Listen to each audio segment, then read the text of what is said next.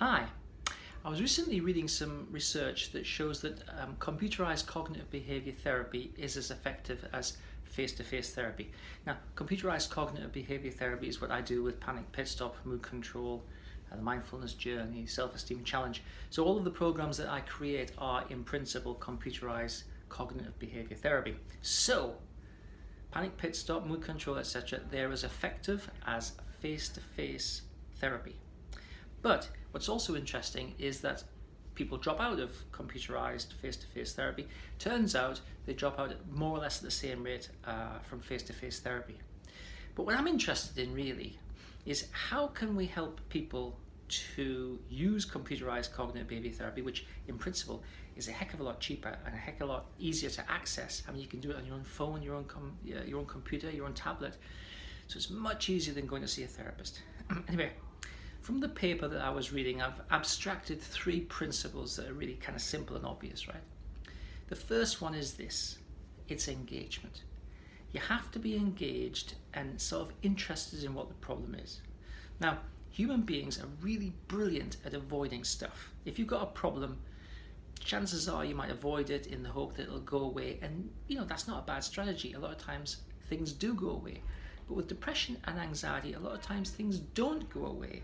And if you experience things like panic, you've actually ramped yourself up to the top of the mountain. You're at the pinnacle of anxiety, and that's why you're having a panic attack. So you've got to be interested in the problem that you have, and you have to be interested in what a solution might look like. Now, what a lot of people do is they say, why do I have this problem? What's wrong with me? When will it end? These are not the same as saying, I wonder what this problem is and I wonder what I can do about it.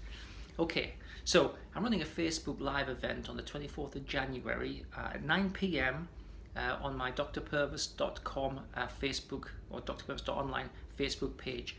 If you have a question that will help you to get started in engaging with your problem and therefore understanding it better and therefore starting to move forward on it, post the question on the Facebook page or send me an email at panicpitstop100@gmail.com, and I will try to get you started in understanding what the problem means, what it's doing to you, how it affects you, and what you can do about it.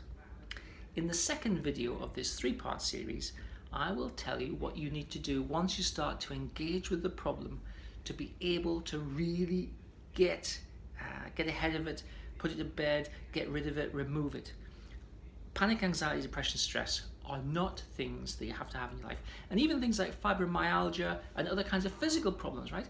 They're all treatable with CBT, cognitive behavior therapy, and therefore computerized cognitive behavior therapy. And they all will show improvement if you take the first step of engaging with the problem and trying to understand what it is. Then, when you do the other two steps, which I'll tell you about tomorrow or the next day, you've got it cracked.